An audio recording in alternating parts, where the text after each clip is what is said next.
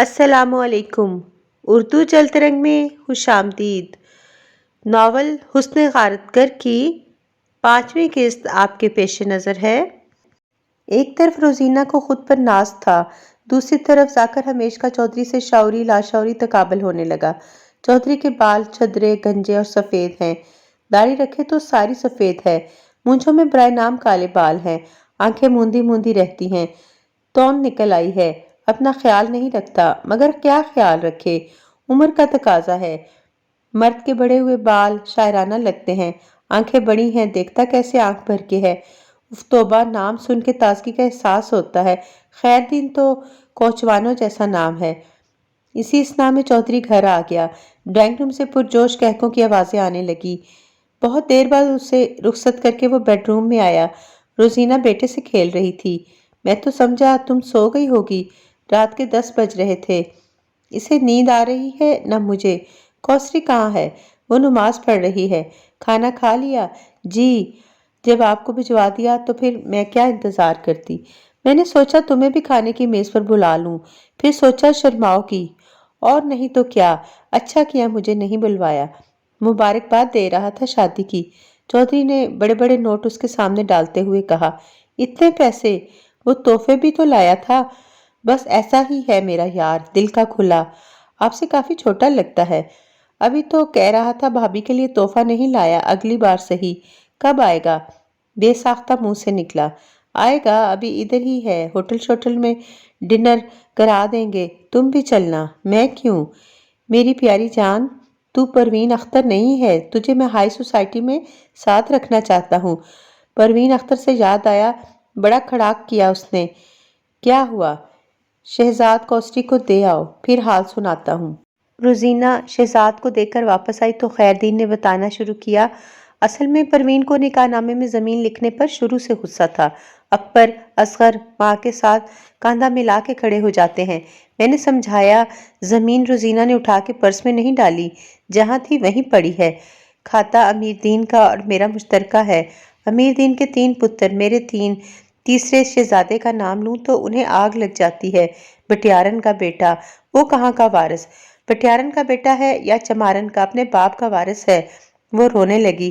چودھری نے اسے دلاسا دیا، روزی، جب تک میں زندہ ہوں تجھے گرم ہوا بھی نہ لگنے دوں گا، تو پریشان نہ ہو۔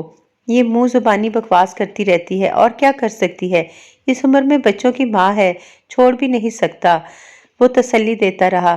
چودھری امیر دین سمجھدار بندہ تھا، وہ اپنے بیٹوں اور خیردین کے بیٹوں کے احتجاج یا زمین کے بٹوارے کی باتوں پر خاموش رہتا تھا۔ چند دن بعد ذاکر ہمیش کا فون آیا۔ اس کا کہنا تھا کہ وہ کل ڈیرہ اسماعیل خان جا رہا ہے۔ چودھری نے اسے ڈنر پر مدعو کر ڈالا۔ چودھری جی، مجھے آپ نہ لے جائیں، میں تو آپ کے حکم پر تیار ہو جاؤں گی، مگر لوگ باتیں کریں گے۔ لوگوں کی باتوں کی میں پرواہ نہیں کرتا، ڈرتا ہوتا تو تجھ سے شادی نہ کرتا۔ تمہارا خاوند تمہارے ساتھ ہے، تم کیوں ڈرتی ہو؟ میں شہزاد کو چھوڑ کر نہیں جاؤں گی، کوثری کو بھی لے لیتے ہیں۔ چلو، جیسے میری ملکہ کی مرضی۔ اچھا سا تیار ہو جانا۔ اچھا سا تیار ہونا تو اب اسے خوب آتا تھا۔ گہرے نیلے رنگ کی قیمتی جھلملاتی ساڑی، تنگ چولی، سراہی دار گردن میں سونے کا گلوبند اور لمبی سی مالا، گھنے بالوں کا اونچا جوڑا، وہ تو اتنی چمک دھمک رہی تھی کہ کوثری بے ساختہ نظر اتارنے لگی۔ چودھری اسے دیکھ دیکھ کر پھولے نہ سماتا تھا۔ ذاکر ہمیش بھی غیر معمولی توجہ سے تیار دکھائی دے رہا تھا۔ اس نے بہت تیز مردانہ خوشبو لگا رکھی تھی۔ ہوٹل میں روزینہ کے داخل ہوتے ہی لوگوں کی نظریں اس پر ٹھہر گئیں۔ عورتوں کا نکلنا ہی ان دنوں محال ہوتا تھا، اور وہ بھی اتنی بنی سنوری۔ ذاکر ہمیش کے ساتھ سب ان کو کپل سمجھ رہے تھے۔ بیرا ان دونوں کو خصوصی عزت دیتا ہوا فیملی کیبن تک لایا۔ کوثری بچے کو پرام میں لیے الگ بیٹھی تھی۔ گفتگو اور لفاظی میں ذاکر چھا چکا تھا۔ وہ ہر کسی سے اس کے مائنڈ سیٹ کے مطابق بات کرنے کا ہنر خوب جانتا تھا۔ درمیان میں روزینہ سے بھی پوچھ لیتا، کیا اچھا پکاتی ہیں، کیا پسند ہے؟ کوثری مسکراتی اور نثار ہوتی نگاہوں سے بیگم صاحبہ کو دیکھتی رہی۔ ذاکر اپنے سوالات میں مزاح کا تڑکا لگا کر کبھی بے تکلف تو کبھی با تکلف مکالمہ کرتا رہا۔ روزینہ نے ایسا فلمی ماحول کبھی تصور نہیں کیا تھا۔ وہ ہواؤں میں اڑ رہی تھی، دید کا مرکز تھی۔ چودھری واش روم تک گیا تو ذاکر نے اپنا وزٹنگ کارڈ نکال کر رازدارانہ انداز میں روزینہ کی جانب کسکایا۔ آج کل اس نمبر پر ہوں، جب مناسب وقت ہو تو یاد کر لیجیے گا، رکھ لیں۔ پھر دونوں نے کوسٹی کی جانب دیکھا، وہ باؤل میں سے ٹرائفل نکالنے میں لگی ہوئی تھی۔ روزینہ نے مسکراتے ہوئے کارڈ پرس میں ڈال لیا۔ خفیف، لطیف، بھید بھرے تعلق کا آغاز ہو گیا۔ وہ انکار کر سکتی تھی، مگر نفس نے بے مروتی کی دلیل دی اور اس نے اخلاقی تقاضے کی آڑ لی۔ بل ادا کرنے پر دونوں مردوں میں تکرار ہونے لگی۔ چودھری صاحب کمال کرتے ہو، میرا کوئی گھر بار نہیں تو مطلب میرا فرض نہیں بنتا؟ ذاکر یار، میں نے تجھے کتنی بار کہا ہے کہ میرے غریب خانے کو اپنا گھر سمجھو، تمہیں الگ 2 کمرے، 1 نوکر دے دوں گا اور بولو۔ بے شک بے شک، محبت ہے آپ کی۔ کنکھیوں سے روزینہ کو دیکھا۔ ڈنر تو ہماری طرف سے تھا، روزینہ نے مداخلت کی، مسکرا کر تائید کی۔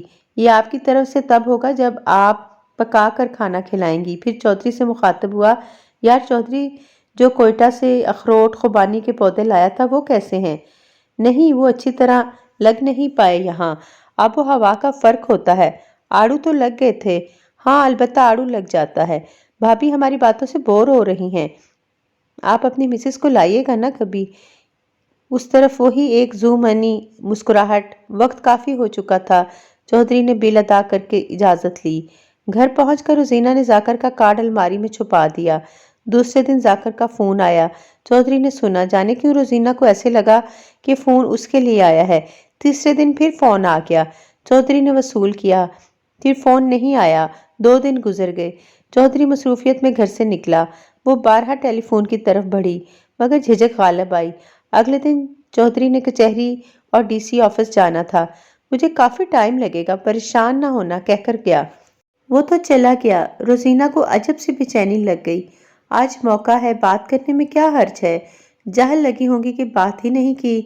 وہ بلا سبب الماری کا سامان نکال اور رکھ رہی تھی، خود کو مصروف کیا ہوا تھا۔ پھر سوچا بہت دن ہو گئے اماں کی طرف نہیں گئی۔ یہ سوچ کر کچھ پھل، فروٹ، بیکری کی اشیاء الگ کرنے لگی۔ اچانک ٹیلی فون کی گھنٹی بج اٹھی۔ دل زور سے دھڑکا، فون اٹھایا، وہی تھا۔ ہیلو، شکر خدایا، پہلے سجدہ شکر ادا کروں کہ بات کروں؟ ہم مذاق اچھا کر لیتے ہیں، اب کہہ سکتی ہیں۔ میرا تو کھانا پینا چھوٹ گیا ہے، خیریت ہے؟ چودھری کہاں ہے؟ دفتروں کے کام سے گئے ہیں، ٹائم لگے گا۔ آج تو شکر ہی شکر واجب ہو گئے۔ وہ چپ رہی۔ میں خود کو سمجھا بہلا کے ہار گیا۔ مجھے تو میسمرائزڈ کر دیا آپ نے۔ جی، مجھے ڈی آئی خان جانا تھا، مگر پاؤں یہ زمین چھوڑتے ہی نہیں۔ ایسی کیا بات ہو گئی ہے؟ دنیا کا حسن دیکھا ہے، بہت حسینائیں دیکھی ہیں، مگر سنگ مرمر کی مورتی میں جان اب دیکھی ہے۔ یہ مہتاب سا چہرہ کہاں تھا اب تک؟ آنکھیں ساون روتی ہیں۔ چودھری سے پہلے مجھے تم کیوں نہ دکھائی دے گئیں؟ آپ سے تم اور پھر کھلا اظہار، کیا مطلب؟ چودھری نے سونے میں تولا ہوگا، میں ہیروں میں تولتا۔ آپ شادی شدہ ہیں تو کیا ہوا؟ چودھری شادی شدہ نہیں تھا۔ آپ یہ باتیں کیوں کر رہے ہیں؟ دل نہیں مانتا، وہ آہ بھر کر بولا۔ آپ کب تک جا رہے ہیں؟ جا نہیں رہا، آ رہا ہوں۔ کہاں؟ کیا میں آ جاؤں؟ کیسی بہکی بہکی باتیں کر رہے ہیں آپ؟ میرا گھر بار ہے، کوسری ہے، میں بچے کی ماں ہوں، چوکیدار ہوتا ہے۔ چودھری صاحب بے خبر نہیں رہیں گے۔ اس نے اظہار اقرار خدشات کا ملغوبہ کہہ ڈالا۔ کسی طرح پلان کرو، پلیز مجھ پر رحم کرو، تھوڑی دیر کے لیے ہی صحیح، میں تمہیں دیکھنا چاہتا ہوں، اپنے دل میں تمہاری تصویر محفوظ کرنا چاہتا ہوں۔ وہ خاموش رہی۔ بولو، کیا سوچ رہی ہو؟ کچھ نہیں۔ مجھے سزا تجویز کرنا چاہتی ہو؟ کر دو، چودھری کو بتا دو گی؟ بتا دو، مجھے ہر سزا قبول ہے۔ روزینہ، زندگی ایک بار ملتی ہے، کیا تم اس عمر رسیدہ بندے کے ساتھ خوش ہو؟ روزینہ نے ذاکر ہمیش کو کیا جواب دیا، یہ جانیے اگلی قسط میں۔ اور جانے سے پہلے ویڈیو کو لائک کرنا، چینل کو سبسکرائب کرنا بالکل نہیں بھولنا۔ تھینک یو، اللہ حافظ۔